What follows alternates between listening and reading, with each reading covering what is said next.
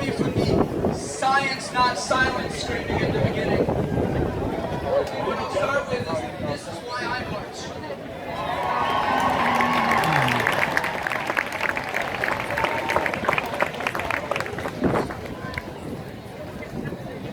I've actually never spoken holding a piece of paper before, but I've also never spoken in front of so many people. Closer? Better? Okay. So, first I want to thank everyone from the bottom of my heart. Thank everyone for being here today. We couldn't have expected this many people, and we couldn't be happier.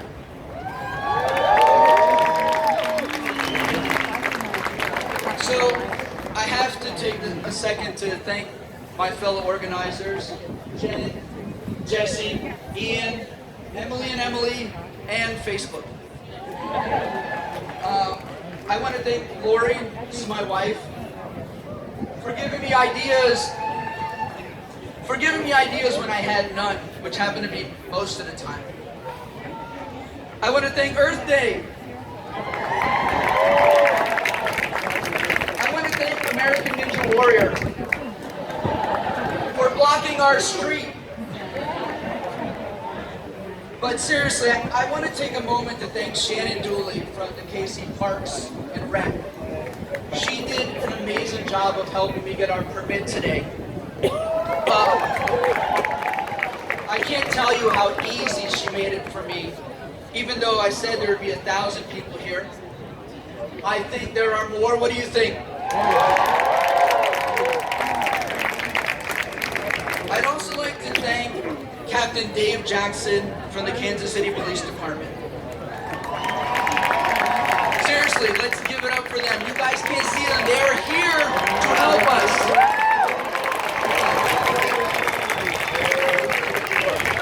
Just an aside, he took the time to call me and tell me what they were going to do today. And, you know, for all the things that are said, he and the police department have been amazing. Last, I want to thank John Couture. He is the owner of the beer station in Waldo. He is hosting a gathering to continue the discussions that we're starting today with the people we know, with the people we don't know. It's also benefiting 4 science organizations. The money will go to 4 organizations, and, you know, we could not have been happier to have him on board. All right, now that my introduction is done, I'm going to tell you a little bit about my part. So maybe a lot of the kids and the kids at heart will know this. I lost my voice from screaming earlier.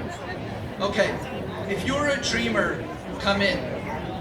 If you're a dreamer, a wisher, a liar, a hoper, a prayer, a magic bean buyer. If you are a pretender, come sit by my fire. For we have some flax golden tales to spin. Come in, come in. This is a poem from Shel Silverstein. And it segues into what I think is important. 158 years ago, a dreamer named Charles Darwin published The Origin of Species, changing how we look at everything in the world. 116 years ago, a simple man and a simple pea plant changed genetics forever. 64 years ago, a complicated science race led by Rosalind Franklin, Francis Crick, and James Watson led to the discovery of the structure of DNA, again, changing the world forever. 24 years ago, the first 3D printer was invented, changing the lives of people every day. 14 years ago, the Human Genome Project was completed. All 3 billion or so base pairs changing the way we look at ourselves. 3 years ago, the CRISPR-Cas9 system was invented, paving the way to change our DNA with the hopes of curing diseases. So what are the dreamers of today discovering that will change the way we do or look at things? What about our dreamers of tomorrow? Look at the momentum we have gathered over these 150 years. Are we going to allow science to be silenced? Are we going to extinguish the curiosity of our children by taking away their hopes of changing the world? This is why I march, because dreamers will always exist, and they will always need a reason to come and sit by the fire.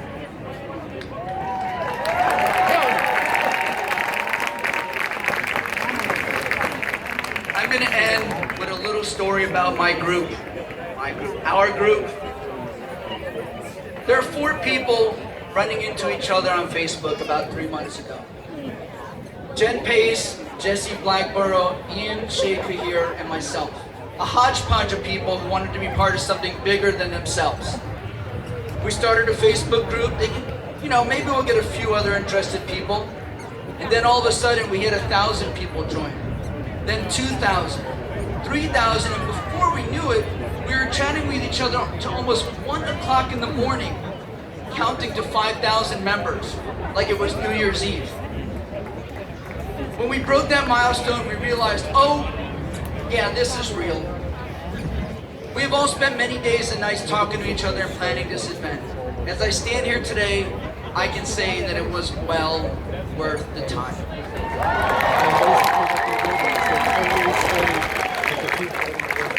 We are here to celebrate science,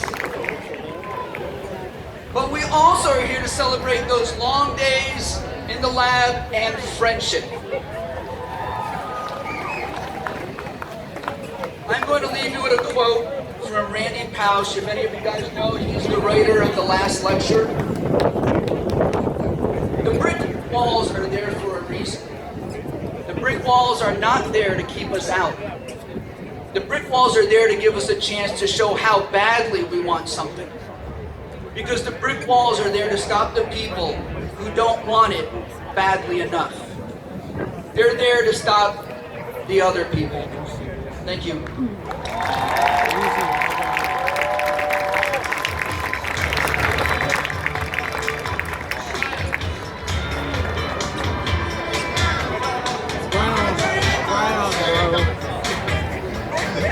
Thank you, Kenny. Yes. Everyone, give it up for Kenny.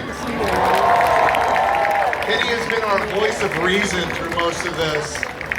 He's the guy, you can tell he's a scientist because he says, why are we doing that? Why are we doing that?